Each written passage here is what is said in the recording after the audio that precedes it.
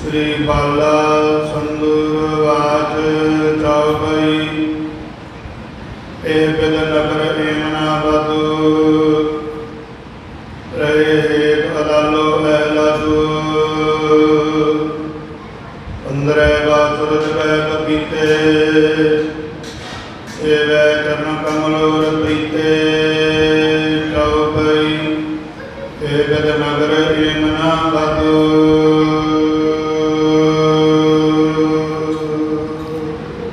वाहिगुरु जी का खालसा वाहिगुरु जी की फतेह। सतगुरां दी साजी नवाजी गुरु प्यारे गुरु सवारे साध संगत जीओ। अंतरजामी कृपा निधान भगत वशल गरीब नवाज पातशाह धन धन साहिब श्री गुरु ग्रंथ साहिब महाराज सच्चे पातशाह जी की कृपा का सदका सतगुरु जी के पवित्र प्रकाश स्थान गुरुद्वारा शहीद बाबा निहाल सिंह जी नगर तलन विखे बड़े प्यार अदब सत्कार शरधा भावना के सहित संध्या के सजे हुए दीवान विच जुड़ बैठे हाँ। गुरु पातशाह जी की रहमत का सदका संध्या के दीवान विच गुरबाणी के कीर्तन होए उपरंत ग्रंथी सिंह जी के राही रहराज साहब जी की बाणी के जाप पाठ किए गए हैं। आप संगतां ने सरवण करके आनंद माणिया है लाहा प्राप्त किया है। उपरंत निता प्रति दे कर्म के मुताबक सतगुरु सच्चे पातशाह जी के चरणों में जुड़ बैठ के जगत गुरु साहिब श्री गुरु नानक देव जी महाराज जी का सोहना सुंदर इतिहास लड़ीवार रूप दे विच जो चल रहा है तिस विचों इतिहासक प्रसंग सतगुरु जी के जीवन का कौतुक विचारन का मौका आपां नूं प्राप्त हो रहा है। गरीब नवाज सच्चे पातशाह कृपा करन जिवें अज का इतिहासक प्रसंग चूड़ामणि कवि भाई साहब भाई संतोख सिंह जी ने श्री गुरु नानक प्रकाश ग्रंथ के विच लिख के दर्ज किया है। खालसा पंथ नूं सतगुरु जी की महिमा तो जाणू करवाया है।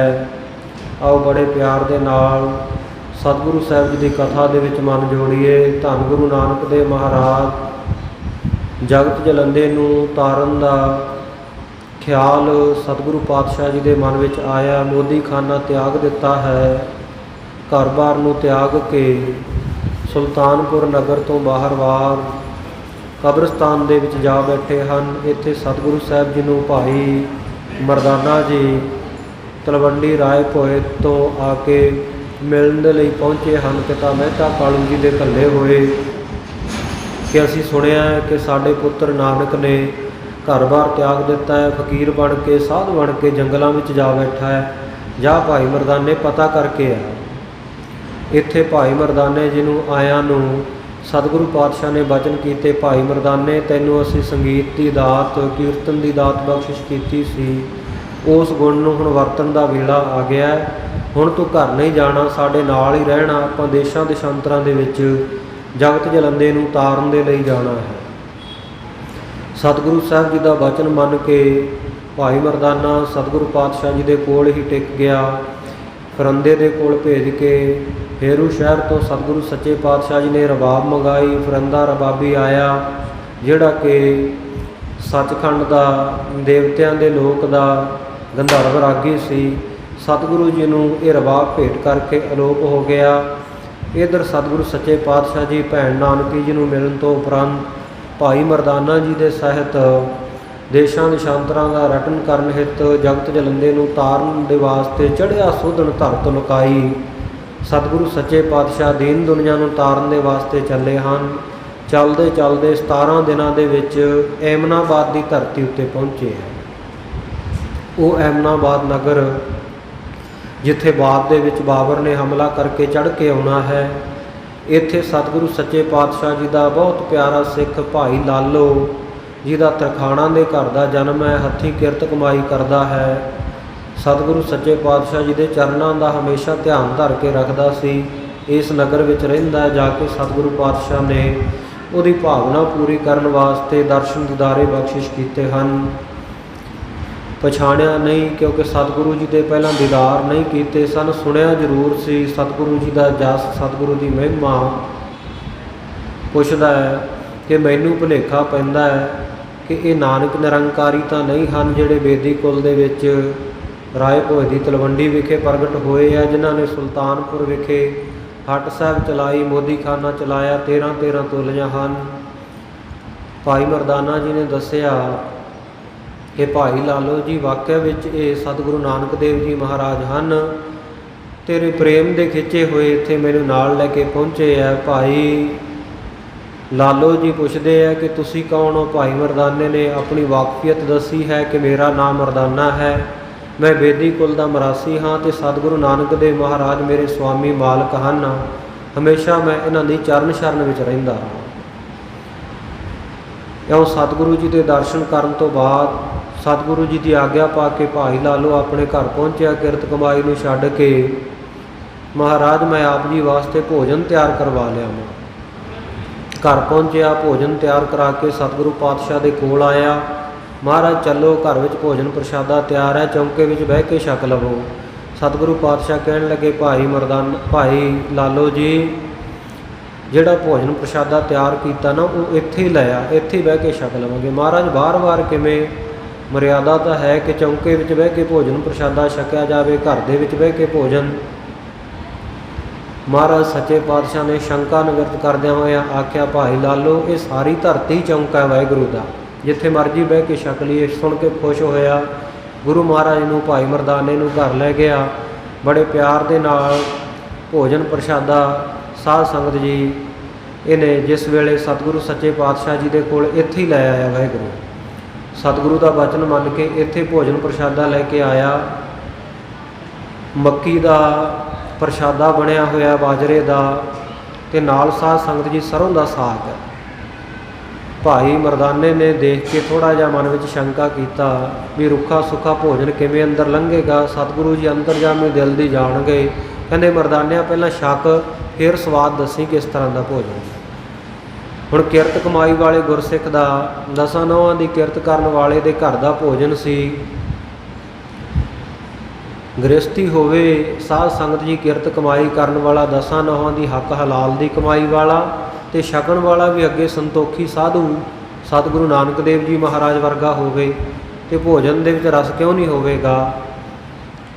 ਸਤਿਗੁਰੂ ਜੀ ਨੇ ਛਕਿਆ। ਜਦੋਂ ਭਾਈ ਮਰਦਾਨੇ ਨੇ ਗਰਾਹੀ ਮੂੰਹ ਦੇ ਵਿੱਚ ਪਾਈ, ਇੰਨਾ ਰਸ ਭੋਜਨ ਦੇ ਵਿੱਚੋਂ ਆਇਆ।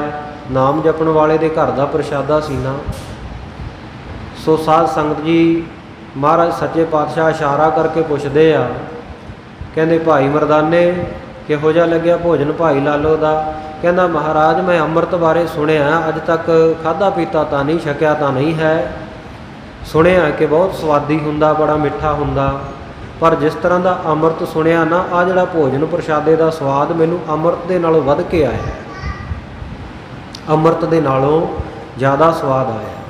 ਸਤਿਗੁਰੂ ਜੀ ਪ੍ਰਸੰਨ ਹੋਏ। ਕਹਿੰਦੇ ਭਾਈ ਸਾਡੇ ਕਿਰਤ ਕਮਾਈ ਕਰਨ ਵਾਲੇ ਸਿੱਖ ਦੀ ਦਸਾਂ ਨਹੁੰਆਂ ਦੀ ਕਿਰਤ ਦਾ ਇਹ ਭੋਜਨ ਪ੍ਰਸ਼ਾਦਾ। ਸਤੀ ਦੇ ਸੰਤੋਖੀ ਖਾਏ, ਕਹੋ ਨਾਨਕ ਦਰ ਦੀਦਾਰ ਸਮਾਏ। ਗੁਰੂ ਕੀ ਬਾਣੀ ਦੇ ਬਚਨ। ਛਕਣ ਵਾਲਾ ਸੰਤੋਖੀ ਹੋਵੇ ਅਤੇ ਛਕਾਉਣ ਵਾਲਾ ਉਹ ਸਤ ਪ੍ਰਤੱਗੀ ਗ੍ਰਸਤੀ ਹੋਵੇ। ਲੋਕ ਸਾਧ ਸੰਗਤ ਜੀ ਗੰਗਾ ਦੇ ਉੱਤੇ ਇਸ਼ਨਾਨ ਕਰਨ ਜਾਂਦੇ ਹੈ, ਪਵਿੱਤਰ ਜਲ ਸਮਝ ਕੇ। ਪੁਰਾਤਨ ਸਮਿਆਂ ਤੋਂ ਮਰਿਆਦਾ ਹੈ ਧਰਮ ਅਸਥਾਨਾਂ ਦੇ ਉੱਤੇ, ਤੀਰਥ ਅਸਥਾਨਾਂ ਦੇ ਉੱਤੇ ਜਾ ਕੇ, ਜਿਵੇਂ ਆਪਾਂ ਸਿੱਖ ਗੁਰੂ ਕੇ ਇਤਿਹਾਸਕ ਸਰੋਵਰਾਂ 'ਤੇ ਜਾਂਦੇ ਹਾਂ। ਕੋਈ ਬੌਲੀ ਸਾਹਿਬ, ਗੋਇੰਦਵਾਲ ਸਾਹਿਬ ਜਾਂਦਾ, ਕੋਈ ਸਾਧ ਸੰਗਤ ਜੀ ਅੰਮ੍ਰਿਤ ਸਰੋਵਰ ਵਿੱਚ ਸ੍ਰੀ ਅੰਮ੍ਰਿਤਸਰ ਸਾਹਿਬ ਜਾ ਕੇ ਦਰਸ਼ਨ ਇਸ਼ਨਾਨ ਕਰਕੇ ਮਹਾਨ ਫਲ ਮਹਾਤਮ ਦੀ ਪ੍ਰਾਪਤੀ ਕਰਦਾ। ਇਹ ਪੁਰਾਤਨ ਮਰਿਆਦਾਵਾਂ ਹਨ। ਪਰ ਸਤਿਗੁਰੂ ਸੱਚੇ ਪਾਤਸ਼ਾਹ ਜੀ ਨੇ ਗੁਰਬਾਣੀ ਦੇ ਵਿੱਚ ਐਸੇ ਵੀ ਬਚਨ ਕੀਤੇ ਹੈ, ਭਾਈ ਜਿਹੜਾ ਗ੍ਰਸਤੀ ਧਰਮ ਦੀ ਕਿਰਤ ਕਮਾਈ ਕਰਦਾ, ਧਰਮ ਦੀ ਕਿਰਤ ਕਮਾਈ ਕਰਕੇ ਉਹਦੇ ਵਿੱਚੋਂ ਗੁਰੂ ਅਰਥੇ, ਅਕਾਲ ਪੁਰਖ ਵਾਹਿਗੁਰੂ ਦੇ ਅਰਥੇ ਦਸਵੰਧ ਕੱਢਦਾ ਹੈ, ਗੁਰੂ ਕੇ ਸਿੱਖਾਂ ਨੂੰ, ਗੁਰੂ ਕੇ ਸਾਧੂ ਮਹਾਤਮਾ ਨੂੰ ਭੋਜਨ ਪ੍ਰਸ਼ਾਦਾ ਛਕਾਉਂਦਾ ਨਾ, ਉਹ ਕਹਿੰਦੇ ਇਹੋ ਜਿਹਾ ਜਿਹੜਾ ਗ੍ਰਸਤੀ ਹੈ, ਸਤਿਗੁਰੂ ਦੀ ਬਾਣੀ ਦੇ ਬਚਨ ਹੈ, ਸੋ ਗਿਰਹੀ ਗੰਗਾ ਕਾਨੀ, ਪੁੰਨ ਦਾਨ ਕਾ ਕਰੈ ਸਰੀਰ, ਸੋ ਗਿਰਹੀ ਗੰਗਾ ਕਾ ਨੀਰ। ਉਹ ਜਿਵੇਂ ਗੰਗਾ ਦਾ ਜਲ ਪਵਿੱਤਰ ਹੁੰਦਾ ਨਾ, ਉਹ ਗ੍ਰਸਤੀ ਅਤੇ ਉਹਦਾ ਗ੍ਰਸਤ ਘਰ ਗੰਗਾ ਜਲ ਵਾਂਗੂ ਪਵਿੱਤਰ ਹੁੰਦੇ ਹੈ। ਅਤੇ ਜਿਹਨੇ ਪਵਿੱਤਰ ਭੋਜਨ ਪ੍ਰਸ਼ਾਦਾ ਛਕਿਆ ਉਹਦੇ 'ਤੇ ਅਸਰ ਵੀ ਚੰਗਾ ਹੀ ਹੋਣਾ ਹੈ। ਸੋ ਸਤਿਗੁਰੂ ਸੱਚੇ ਪਾਤਸ਼ਾਹ ਜੀ ਨੇ ਬੜੇ ਪ੍ਰੇਮ ਨਾਲ ਛਕਿਆ। ਰਾਤ ਨੂੰ ਸਤਿਗੁਰੂ ਜੀ ਨੂੰ, ਭਾਈ ਮਰਦਾਨਾ ਜੀ ਨੂੰ ਭਾਈ ਲਾਲੋ ਆਪਣੇ ਘਰ ਲੈ ਗਿਆ। 2 ਦਿਨ ਸਤਿਗੁਰੂ ਜੀ ਇੱਥੇ ਰਹੇ। ਸਤਿਗੁਰੂ ਸੱਚੇ ਪਾਤਸ਼ਾਹ ਤੋਂ ਭਾਈ ਮਰਦਾਨਾ ਜੀ ਨੇ ਬੇਨਤੀ ਕੀਤੀ, ਮਹਾਰਾਜ ਸੱਚੇ ਪਾਤਸ਼ਾਹ ਜੀ, ਆਹ ਨਗਰ ਦੇ ਲੋਕ ਇਹ ਕੋਈ ਬਹੁਤੇ ਚੰਗੇ ਲੋਕ ਨਹੀਂ ਹੈ, ਕਿਉਂਕਿ ਜਿੱਥੇ ਗੁਲਾਬ ਹੋਵੇ ਨਾ, ਖੁਸ਼ਬੂ ਵਾਲਾ ਫੁੱਲ ਹੁੰਦਾ, ਉੱਥੇ ਕੰਡੇ ਵੀ ਨਾਲ ਹੁੰਦੇ ਹੈ। ਚੰਗੇ ਲੋਕ ਜਿੱਥੇ ਭਾਈ ਲਾਲੋ ਵਰਗੇ ਵਸਦੇ ਹੈ, ਉਹ ਨਗਰ ਵਿੱਚ ਦੁਸ਼ਟ ਲੋਕ ਵੀ ਵਸਦੇ ਸੀ।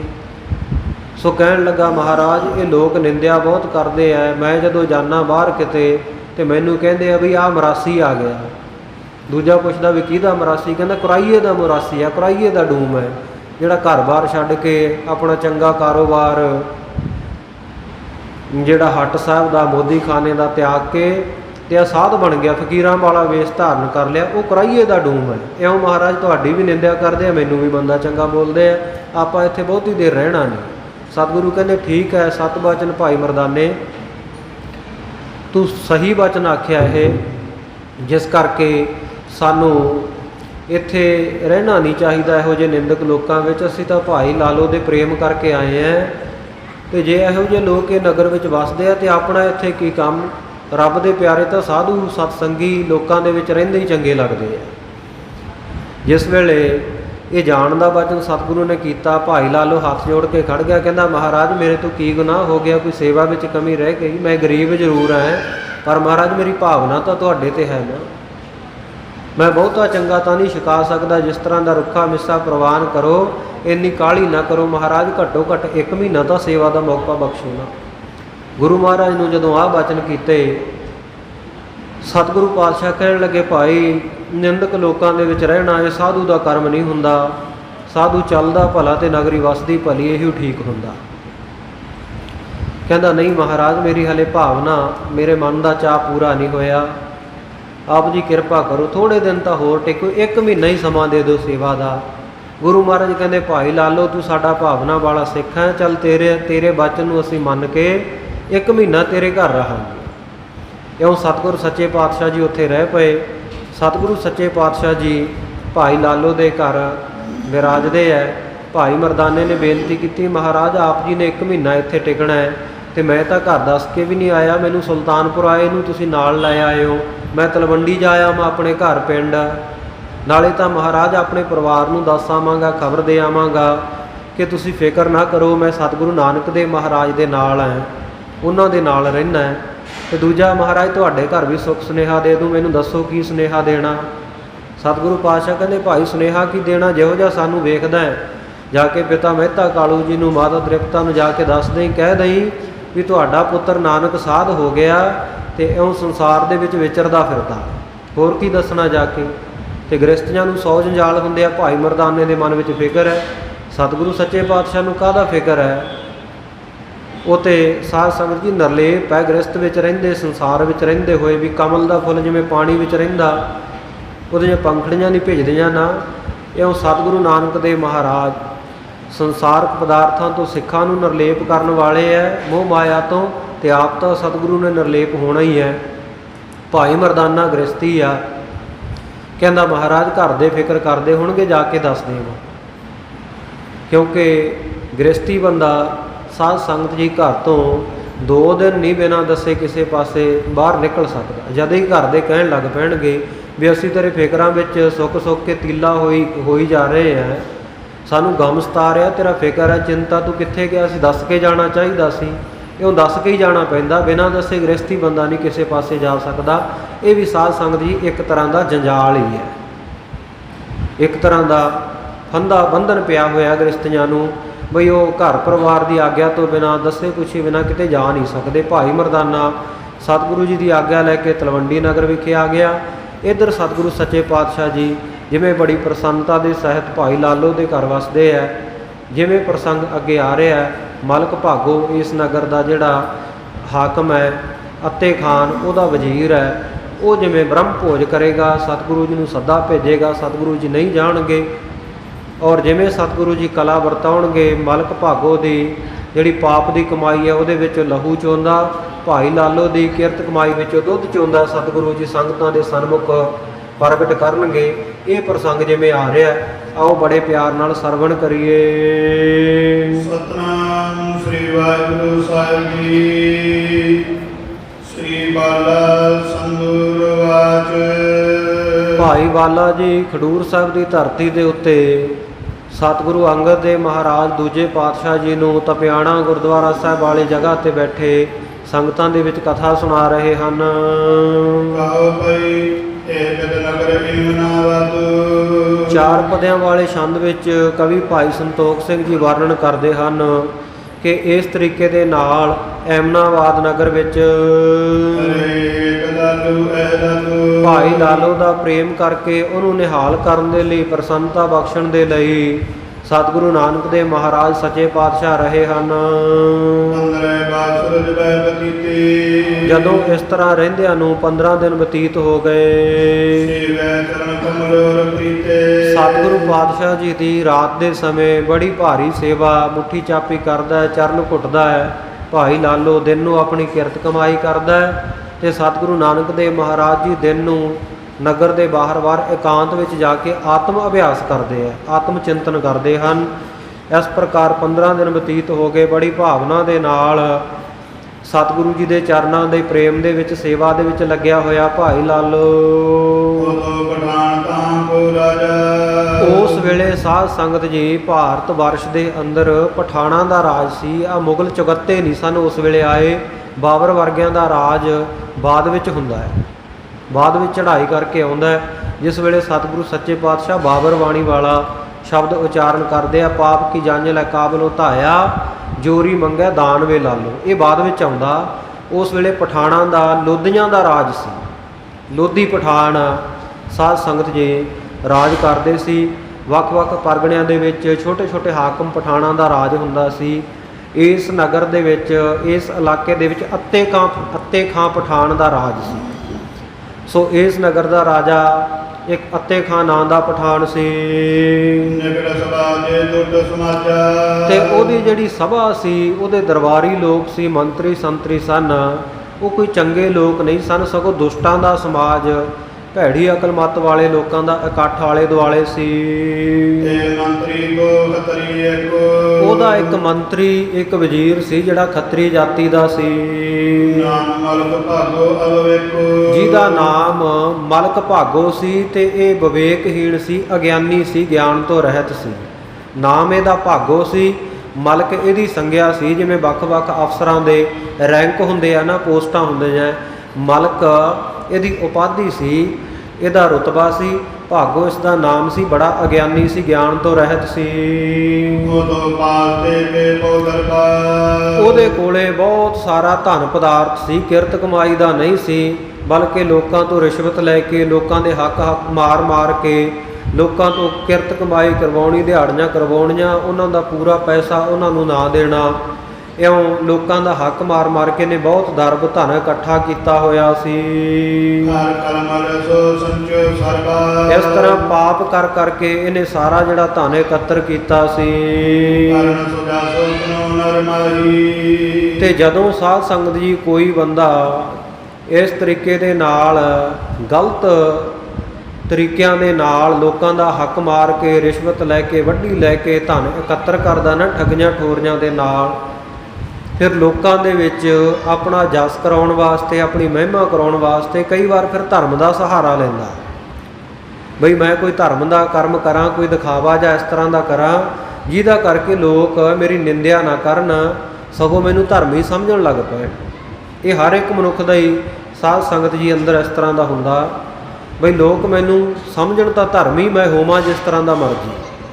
ਜਿਵੇਂ ਕੋਈ ਅਫਸਰ ਹੋਵੇ, ਬੜਾ ਰਿਸ਼ਵਤਖੋਰ ਹੋਵੇ, ਵੱਢੀ ਲਵੇ ਤੇ ਆ ਕੇ ਗੁਰੂ ਘਰ ਕਹਦੇ ਵੀ ਚਲੋ 10 ਅਖੰਡ ਪਾਠ ਕਰਾ ਦਿੰਦੇ ਆ, ਕੋਈ ਵੱਡਾ ਲੰਗਰ ਲਾ ਦਿੰਦੇ ਆ, ਦਿਖਾਵੇ ਜਿਹਦੇ ਮਾਤਰ ਹੈ, ਕਿਉਂਕਿ ਹੁੰਦਾ ਬਹੁਤਾ ਦਿਖਾਵੇ ਮਾਤਰ ਹੀ ਹੈ। ਸਾਡਾ ਨਾਂ ਸਾਹਮਣੇ ਆਵੇ, ਦੇ ਕੇ 100 ਰੁਪਈਆ ਬਾਰ-ਬਾਰ ਸਟੇਜ ਸੈਕਟਰੀ ਨੂੰ ਪੁੱਛੂਗਾ ਵੀ ਮੇਰਾ ਨਾਮ ਬੋਲਿਆ ਹਾਲੇ ਤੱਕ ਜਾਂ ਨਹੀਂ ਬੋਲਿਆ। ਨਹੀਂ ਬੋਲਿਆ ਤਾਂ ਬੋਲ। ਗੁਰਦੁਆਰੇ ਇੱਕ ਪੱਖਾ ਭੇਟ ਕਰਨਾ ਹੁੰਦਾ, ਪੱਖੇ ਦੇ 3 ਜਾਂ 4 ਬਲੇਡ ਹੁੰਦੇ ਆ ਤੇ ਗੁਰਮੁਖੋ ਕੋਈ ਭਾਗਾਂ ਵਾਲਾ ਪੱਖਾ ਹੀ ਬਚਿਆ ਹੁੰਦਾ ਜਿਹਦੇ ਉੱਤੇ ਦਾਦਕਿਆਂ ਨਾਨਕਿਆਂ ਤੱਕ ਦੇ ਨਾਂ ਨਹੀਂ ਲਿਖੇ ਹੁੰਦੇ, ਨਹੀਂ ਤਾਂ ਸਾਰੇ ਕੋਈ 1 ਇੰਚ ਜਗ੍ਹਾ ਬਾਕੀ ਨਹੀਂ ਬਚੀ ਹੁੰਦੀ ਜਿਹੜੇ ਪਰਿਵਾਰ ਦੇ ਨਾਮ ਨਾ ਲਿਖੇ ਹੋ। ਗੁਰੂ ਘਰਾਂ ਵਿੱਚ ਸੇਵਾ ਕਰਦੇ ਆ, ਮਨ ਦੀ ਮਨਸ਼ਾ ਹੁੰਦੀ ਹੈ ਸਾਡੇ ਨਾਂ ਦਾ ਪੱਥਰ ਲੱਗੇ।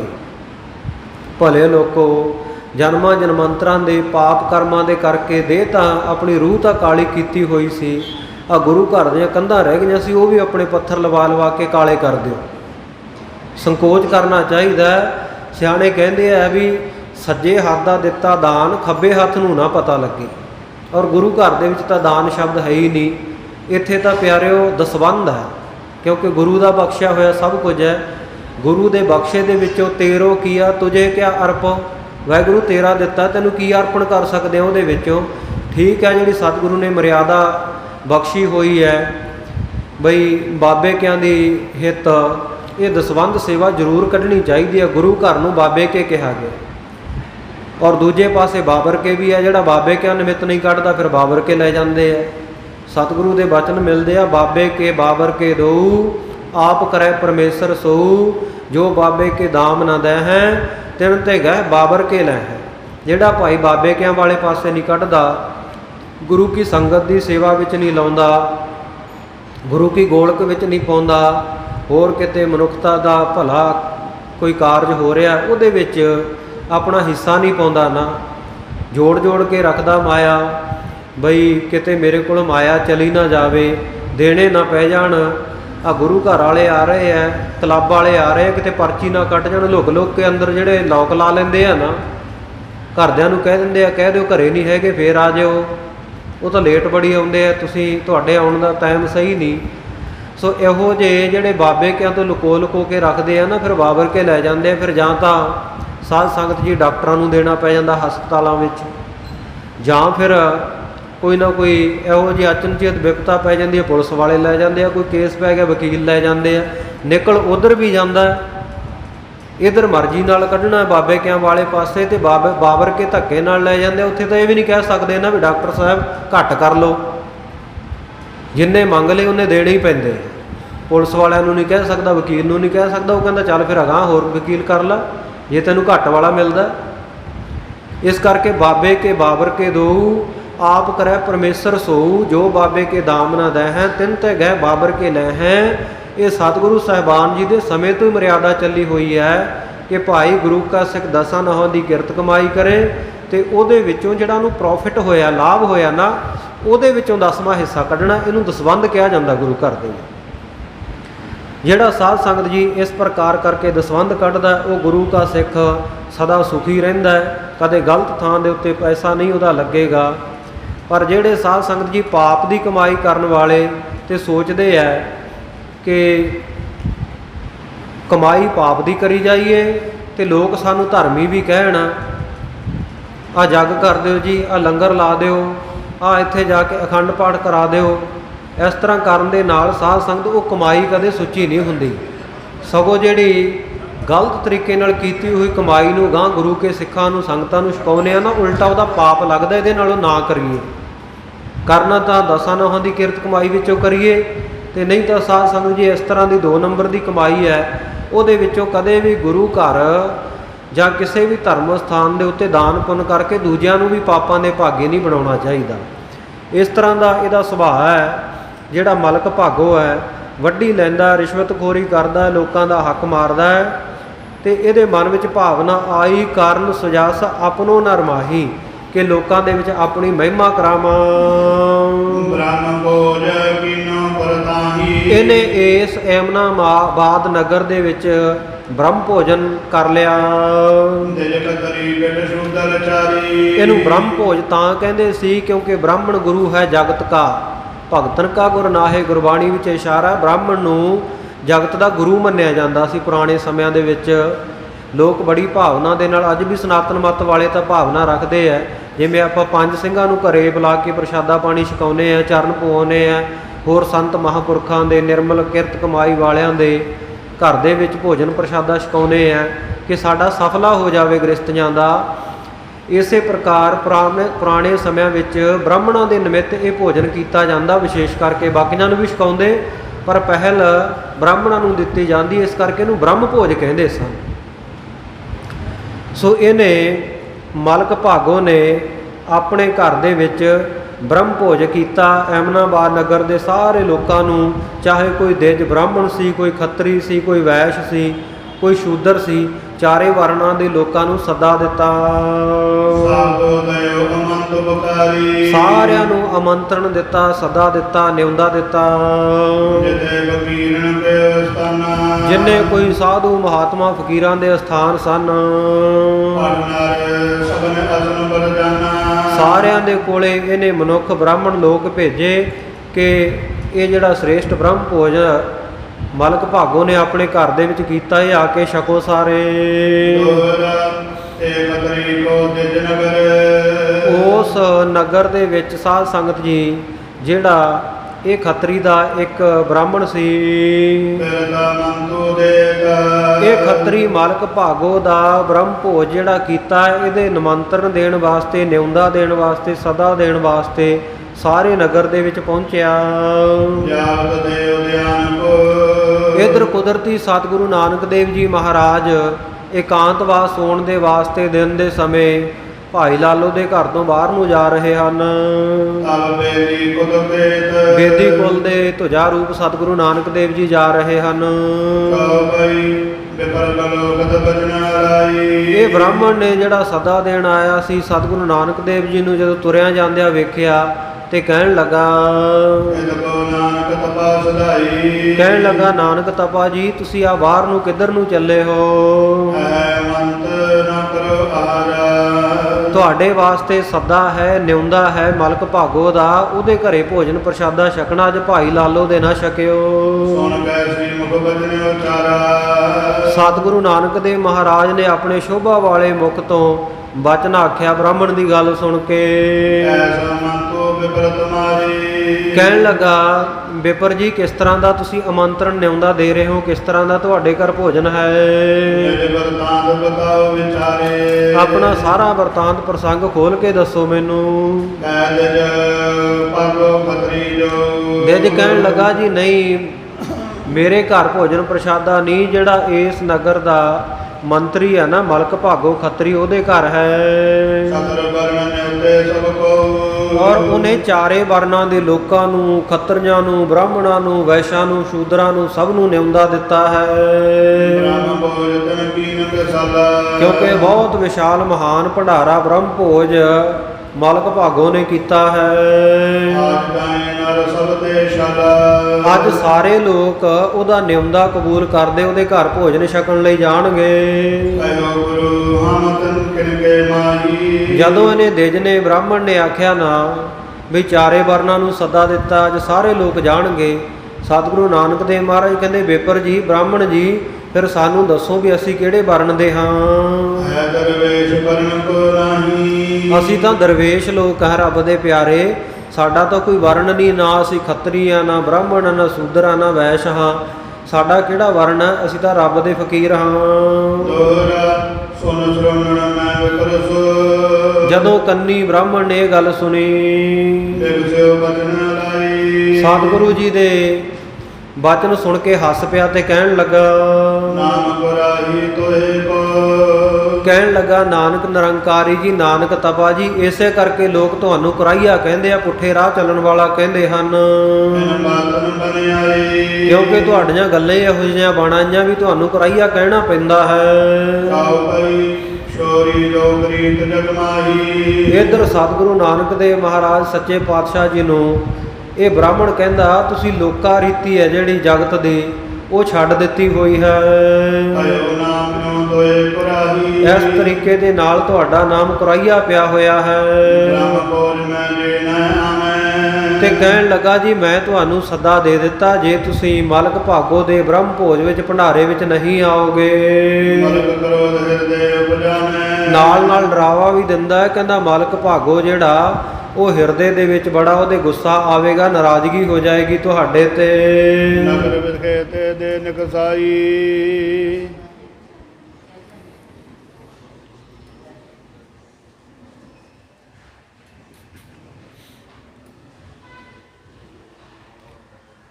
ਸਤਿਨਾਮ ਵਾਹਿਗੁਰੂ ਸਤਿਨਾਮ ਵਾਹਿਗੁਰੂ ਸਤਿਨਾਮ ਵਾਹਿਗੁਰੂ ਜੀ ਸਤਿਨਾਮ ਵਾਹਿਗੁਰੂ ਸਤਿਨਾਮ ਵਾਹਿਗੁਰੂ ਸਤਿਨਾਮ ਵਾਹਿਗੁਰੂ ਸਤਿਨਾਮ ਵਾਹਿਗੁਰੂ ਸਤਿਨਾਮ ਵਾਹਿਗੁਰੂ ਸਤਿਨਾਮ ਵਾਹਿਗੁਰੂ ਸਤਿਨਾਮ ਵਾਹਿਗੁਰੂ ਸਤਿਨਾਮ ਵਾਹਿਗੁਰੂ ਸਤਿਨਾਮ ਵਾਹਿਗੁਰੂ ਸਤਿਨਾਮ ਵਾਹਿਗੁਰੂ ਸਤਿਨਾਮ ਵਾਹਿਗੁਰੂ ਸਤਿਨਾਮ ਵਾਹਿਗੁਰੂ ਜੀ ਸਤਿਨਾਮ ਵਾਹਿਗੁਰੂ ਗੱਜ ਕੇ ਆਖੋ ਸਤਿਨਾਮ ਸ੍ਰੀ ਵਾਹਿਗੁਰੂ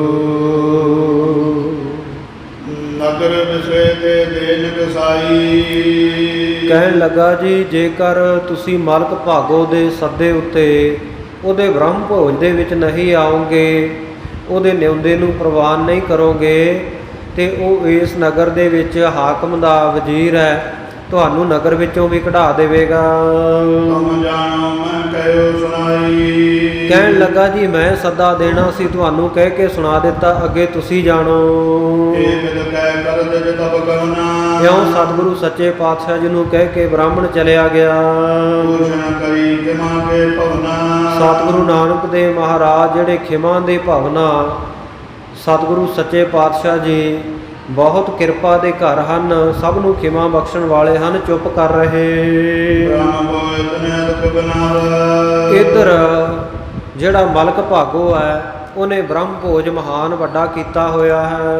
ਭੋਜਨੀ ਸਭ ਸਤਨਾ ਲਾਵਾ ਕੋਈ ਊਚ ਹੈ ਕੋਈ ਨੀਚ ਹੈ, ਕਿਸੇ ਵਰਨ ਜਾਤੀ ਦਾ, ਸਾਰਿਆਂ ਨੂੰ ਸੱਦਾ ਦੇ ਕੇ ਬੁਲਾਇਆ ਹੈ ਆਪਣੇ ਘਰ। ਹਰਿ ਜਾਇ ਕਰ ਖਾਨ ਹਾਰਾ ਸਭ ਨੇ ਜਾ ਕੇ ਇਹਦੇ ਘਰ ਭੋਜਨ ਪ੍ਰਸ਼ਾਦਾ ਛਕਣਾ ਕੀਤਾ।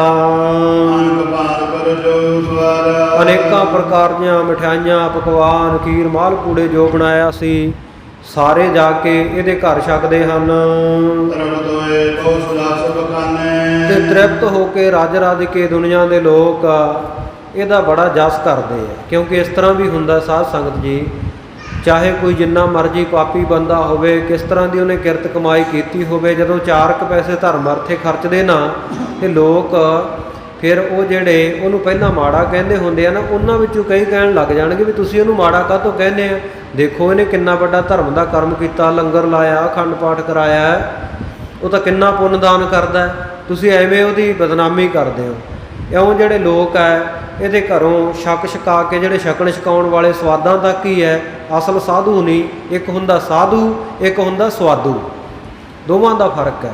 ਸਾਧੂ ਸਤਿਗੁਰੂ ਨਾਨਕ ਦੇਵ ਮਹਾਰਾਜ ਸੱਚੇ ਪਾਤਸ਼ਾਹ ਤੇ ਜਿਨ੍ਹਾਂ ਨੇ ਇਹਦਾ ਸੱਦਾ ਪ੍ਰਵਾਨ ਕਰਦਿਆਂ ਨਹੀਂ ਜਾਣਾ ਕੀਤਾ, ਤੇ ਜਿਹੜੇ ਸਵਾਦੂ ਲੋਕ ਹੈ ਛਕ ਛਕਾ ਕੇ ਇਹਦੇ ਘਰੋਂ ਆਉਂਦੇ ਆ, ਬੜੀ ਇਹਦੀ ਮਹਿਮਾ ਕਰਦੇ ਆ ਰਹੇ ਆ ਵੀ ਧੰਨ ਹੈ ਮਲਕ ਭਾਗੋ ਜੀ ਨੇ ਇੰਨਾ ਵੱਡਾ ਬ੍ਰਹਮ ਭੋਜ ਕੀਤਾ। ਧੰਨਵਾਨ ਤਾਂ ਗੋਤ ਮਾਨੈ ਮੰਨਦੇ ਆ ਵੀ ਇਹ ਤਾਂ ਬੜਾ ਪੁੰਨੀ ਪੁਰਖ ਹੈ।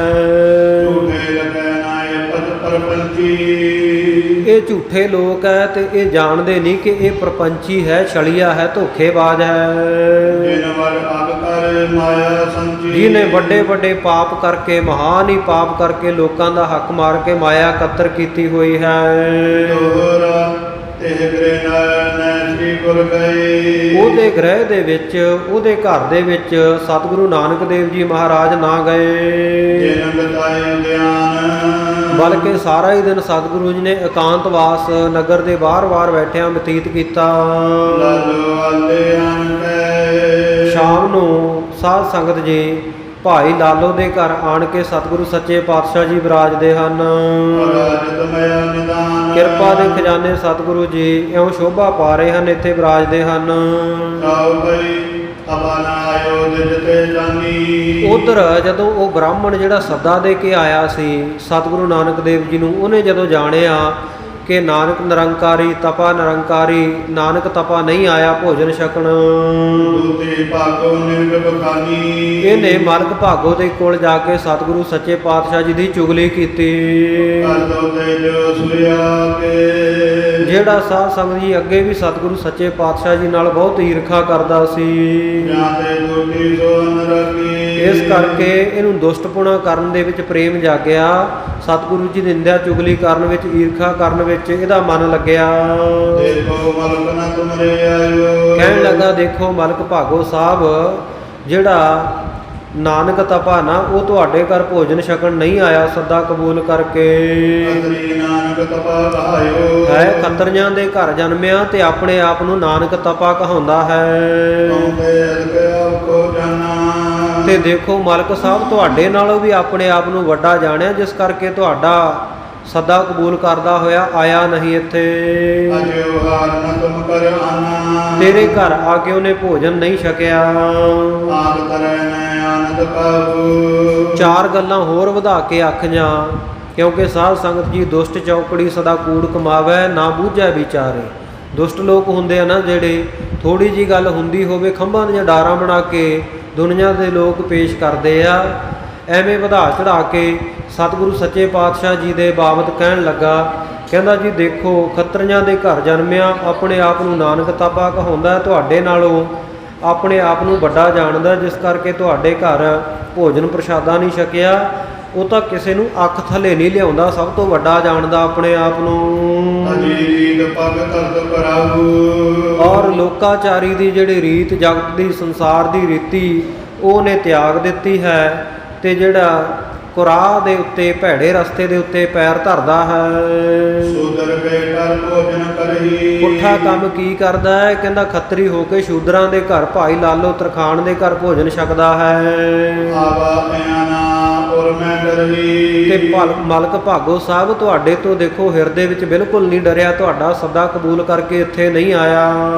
ਦੋਹਰਾ ਸੁਣ ਭਾਗੋ ਬਨ ਬੂਝਹੀ। ਸੁਣ ਕੇ ਮਲਕ ਭਾਗੋ ਕਹਿਣ ਲੱਗਾ, ਦਇਓ ਅਮੰਤ ਬਿਨਾਹੀ। ਪੁੱਛਦਾ ਬ੍ਰਾਹਮਣ ਨੂੰ ਕਿ ਤੂੰ ਉਹਨਾਂ ਨੂੰ ਸੱਦਾ ਦਿੱਤਾ ਹੈ ਜਾਂ ਨਹੀਂ।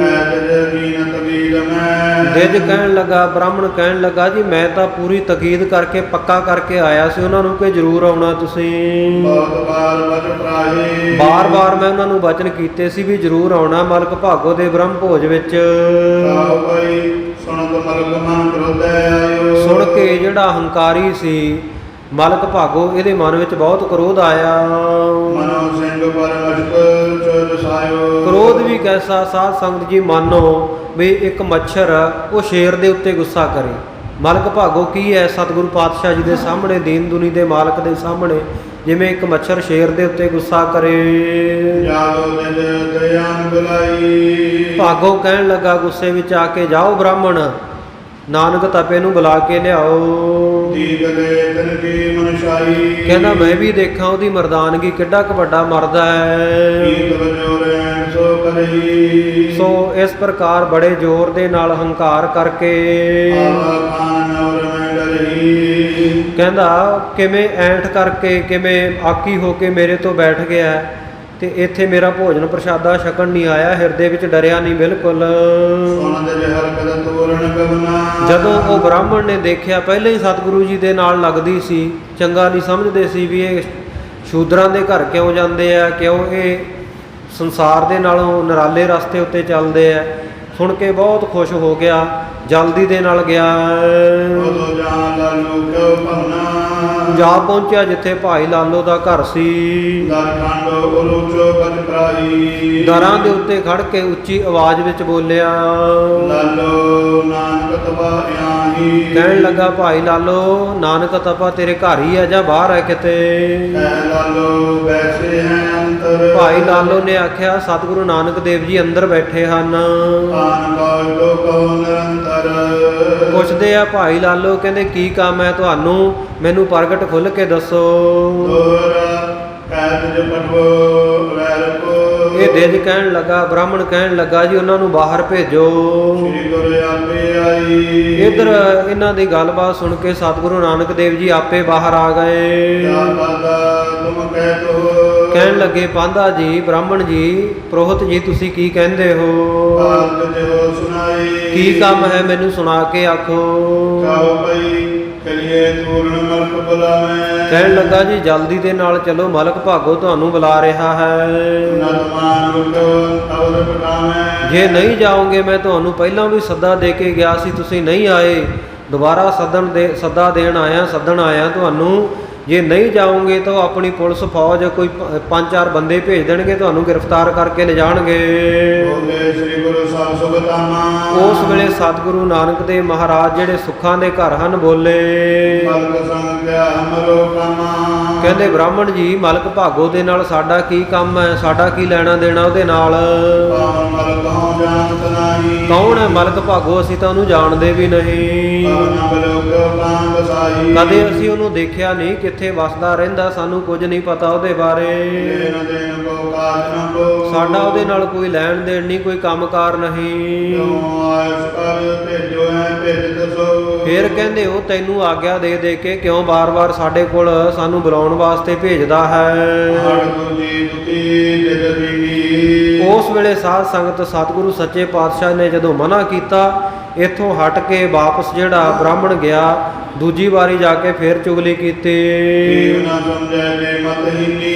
ਭੇਦ ਨਹੀਂ ਸਮਝਿਆ ਸਤਿਗੁਰੂ ਨਾਨਕ ਦੇਵ ਮਹਾਰਾਜ ਨਿਰੰਕਾਰ ਦਾ ਸਰੂਪ ਹਨ, ਮਤ ਤੋਂ ਹੀਣੇ ਬ੍ਰਾਹਮਣ ਨੇ। ਸੁਨੋ ਮਲਕ ਜੋ ਆਏ ਸੁਤੋਰੀ। ਕਹਿਣ ਲੱਗਾ, ਮਲਕ ਭਾਗੋ ਜੀ, ਸੁਣੋ ਜੋ ਤੁਹਾਡੀ ਆਗਿਆ ਸੀ। ਹਿਰਦੇ ਆਨਤ ਦੀਨ ਬਹੋਰੀ। ਕਹਿੰਦੇ ਨਾਨਕ ਤਪੇ ਨੇ ਤਾਂ ਉਹਨੂੰ ਆਪਣੇ ਦਿਲ ਤੇ ਨਹੀਂ ਲਾਇਆ, ਆਪਣੇ ਹਿਰਦੇ ਦੇ ਵਿੱਚ ਉਹ ਗੱਲ ਨੂੰ ਮੰਨੀ ਨਹੀਂ। ਤੁਹਾਡੀ ਆਗਿਆ ਨੂੰ ਉਹਨਾਂ ਨੇ ਜਾਣਿਆ ਹੀ ਕੁਝ ਨਹੀਂ, ਮੈਨੂੰ ਦੂਜੀ ਵਾਰ ਵੀ ਮੋੜ ਦਿੱਤਾ ਹੈ। ਦੋਹਰਾ ਕਹਿ ਨ ਜਾਣੋ ਮਲਕ ਮੈਂ। ਕਹਿਣ ਲੱਗਾ, ਕਹਿੰਦੇ ਕਿ ਉਹ ਜਾਣਦਾ ਨਹੀਂ ਮੈਂ ਮਲਕ ਹਾਂ। ਤੋ ਹੈ ਕਾਮ ਬਸਾਈ। ਇਹ ਕਹਿੰਦੇ ਆ ਸਤਿਗੁਰੂ ਨਾਨਕ ਦੇਵ ਮਹਾਰਾਜ, ਤਾਂ ਵੀ ਅਸੀਂ ਨਹੀਂ ਮਲਕ ਭਾਗੋ ਨੂੰ ਜਾਣਦੇ, ਕੌਣ ਹੈ ਤੇ ਕਿੱਥੇ ਵਸਦਾ ਰਹਿੰਦਾ ਹੈ। ਗੱਜ ਕੇ ਆਖੋ ਸਤਨਾਮ ਸ਼੍ਰੀ ਵਾਹਿਗੁਰੂ। ਕਹਿਣ ਲੱਗਾ ਜੀ, ਉਹ ਤਾਂ ਜਿਹੜਾ ਨਾਨਕ ਤਪਾ ਨਾ, ਬੜਾ ਹੀ ਵੱਡਾ ਢੀਠ ਹੈ ਤੇ ਬੜੇ ਉਹਨੇ ਨਿਡਰ ਹੋ ਕੇ ਬਚਨ ਆਖੇ ਹਨ। ਐ ਬਨਾਸ ਵਾਰ ਕੇ ਤੁਹਾਡੀ ਬਾਬਤ ਕਹਿੰਦਾ ਹੈ। ਨਹੀਂ ਬੁਲਾਓ ਬੁਲਾਇਓ ਏਕਾਂ ਆਵੇ। ਅਸੀਂ ਬੁਲਾਇਆ ਪਰ ਬੁਲਾਏ ਤੋਂ ਇੱਥੇ ਨਹੀਂ ਆਇਆ। ਕਰੋ ਅਬੈ ਜੋ ਹਿਰਦੈ ਪਾਵੇ। ਤੇ ਬੁਲਾਏ ਤੇ ਉਹ ਨਹੀਂ ਆਇਆ, ਇਸ ਕਰਕੇ ਹੁਣ ਜਿਵੇਂ ਤੁਹਾਡੇ ਹਿਰਦੇ ਨੂੰ, ਜਿਵੇਂ ਦਿਲ ਨੂੰ ਚੰਗੀ ਲੱਗਦੀ ਹੈ ਮਲਕ ਜੀ, ਉਸੇ ਤਰ੍ਹਾਂ ਕਰੋ। ਭੋਜਨ ਕੀ ਕਰਹਿ ਨਿੰਦਾ। ਹੋਰ ਨਾਲ ਚੁਗਲੀਆਂ ਜੋੜਦਾ ਹੈ, ਕਹਿੰਦਾ ਤੁਹਾਡੇ ਭੋਜਨ ਦੀ ਤਾਂ ਨਾਨਕ ਤਪਾ ਨਿੰਦਿਆ ਕਰਦਾ ਹੈ। ਘਰ ਸ਼ੂਦਰ ਕੋ ਮੰਦਾ। ਹਾਂ, ਸ਼ੂਦਰ ਦੇ ਘਰ ਜੋ ਮੰਦਾ ਹੈ, ਬੜਾ ਮਾੜਾ ਖਾਣਾ ਹੈ, ਉਹ ਖਾਂਦਾ ਹੈ। ਖੱਤਰੀ ਜਾਤ ਨ ਲੱਜਾ ਕਰੀ। ਖੱਤਰੀ ਜਾਤੀ ਹੈ ਪਰ ਸ਼ਰਮ ਨਹੀਂ ਕਰਦਾ ਬਿਲਕੁਲ। ਲੋਕਰੀ ਦੋਰ ਤੇ ਪਰਾਰੀ। ਲੋਕਾ ਰੀਤੀ ਹੈ ਜਿਹੜੀ ਸੰਸਾਰ ਦੀ ਜਗਤ ਦੀ ਰੀਤ ਹੈ, ਉਹ ਤਾਂ ਹਿਰਦੇ 'ਚੋਂ ਵਿਸਾਰ ਦਿੱਤੀ ਹੋਈ ਹੈ। ਆਗੇ ਪਾਪ ਕਰੋ ਸਭੋਤੀ। ਅੱਗੇ ਹੀ ਜਿਹੜਾ ਮਲਕ ਭਾਗੋ ਸੀ ਸਾਧ ਸੰਗਤ ਜੀ, ਉਹਦੇ ਮਨ ਵਿੱਚ ਗੁੱਸਾ ਸੀ ਤੇ ਇਹ ਜਿਹੜਾ ਬ੍ਰਾਹਮਣ ਸੀ, ਉਹਦੇ ਬੋਲ ਜਿਵੇਂ ਅੱਗ ਦੇ ਉੱਤੇ ਘਿਓ ਪਾਈਏ ਤੇ ਸਾਧ ਸੰਗਤ ਉਹ ਹੋਰ ਪ੍ਰਚੰਡ ਹੋ ਜਾਂਦੀ ਹੈ ਨਾ। ਇਹਦੇ ਬੋਲਾਂ ਨੇ ਐਵੇਂ ਹੀ ਕੰਮ ਕੀਤਾ ਜਿਵੇਂ ਅੱਗ ਦੇ ਉੱਤੇ ਘਿਓ ਪਾਇਆ ਹੋਵੇ। ਇਹਦੇ ਬਚਨ ਬ੍ਰਾਹਮਣ ਦੀਆਂ ਕਈਆਂ ਹੋਈਆਂ ਗੱਲਾਂ ਇਉਂ ਹੋਈਆਂ ਜਿਵੇਂ ਅਗਨੀ ਦੇ ਵਿੱਚ ਅਹੂਤੀ ਘਿਓ ਦੀ ਪਾ ਦਈਏ, ਲਟ ਲਟ ਬਲ ਉੱਠਦੀ ਹੈ। ਇੱਧਰ ਗੁੱਸੇ ਦੇ ਵਿੱਚ ਲਾਲ ਪੀਲਾ ਹੋ ਗਿਆ। ਮਲਕ ਭਾਗੋ ਕਹਿਣ ਲੱਗਾ, ਕਹਿਣ ਲੱਗਾ ਜੇ ਹੁਣ ਵੀ ਬੁਲਾਏ ਤੋਂ ਨਹੀਂ ਆਇਆ ਨਾਨਕ। ਕਹਿੰਦਾ ਫਿਰ ਬਹੁਤ ਸਾਰੇ ਮਨੁੱਖ ਜਾਓ, ਇਕੱਠੇ ਹੋ ਕੇ ਗ੍ਰਿਫਤਾਰ ਕਰਕੇ ਲੈ ਆਓ। ਆ ਬ੍ਰਾਹਮਣ ਨੂੰ ਨਾਲ ਲੈ ਲਓ, ਦੇਰੀ ਨਾ ਕਰੋ। ਪੰਜ ਜਿਹੜੇ ਬੰਦੇ ਉਹਨਾਂ ਨੂੰ ਨਾਲ ਲੈ ਕੇ ਬੜਾ ਗੁੱਸੇ ਵਿੱਚ ਆਇਆ ਬ੍ਰਾਹਮਣ ਗਿਆ ਹੈ। ਉੱਚੀ ਦੇਣੇ ਜਾ ਕੇ ਬੋਲਦਾ ਹੈ। ਸਤਿਗੁਰੂ ਨਾਨਕ ਦੇਵ ਮਹਾਰਾਜ ਜੀ ਨੂੰ ਭਾਈ ਲਾਲੋ ਦੇ ਘਰ ਤੋਂ ਬਾਹਰ ਬੁਲਾਇਆ। ਮਲ ਕਰੋ ਸਦਰ ਪਰ ਬਹੁ ਕੀਨੋ। ਕਹਿਣ ਲੱਗਾ ਨਾਨਕ ਤਪਾ ਜੀ ਮਾਲਕ ਭਾਗੋ ਨੇ ਤੁਹਾਡੇ ਤੇ ਬਹੁਤ ਗੁੱਸਾ ਕੀਤਾ ਹੈ। ਚਲੋ ਸੰਗ ਫਲ ਵਿਦ ਮਨ ਚੀਨੋ। ਜੇ ਕਹਿੰਦਾ ਭਲੀ ਚਾਹੁੰਦੇ ਹੋ ਮਨ ਦੇ ਵਿੱਚ ਤੇ ਮੇਰੇ ਨਾਲ ਤੁਰ ਪਾਓ, ਨਾ ਤੋ ਤੁਮ ਕੋ ਗਏ ਲੈ ਜਾਣਾ। ਨਹੀਂ ਤਾਂ ਤੁਹਾਨੂੰ ਅਸੀਂ ਫੜ ਕੇ ਗ੍ਰਿਫਤਾਰ ਕਰਕੇ ਲੈ ਜਾਵਾਂਗੇ। ਏਰੋ ਨਰ ਨੇ ਬਿਨ ਲਗਾਵੇ। ਆਹ ਦੇਖ ਲਓ ਬੰਦੇ ਮੇਰੇ ਨਾਲ ਆਏ ਹੋਏ ਆ, ਇਹ ਦੇਰੀ ਨਹੀਂ ਲਾਉਣਗੇ। ਦੇਵ ਸੇ ਸ੍ਰੀ ਪ੍ਰਭੂ ਸੁਨ ਬਚੈ ਸਾ।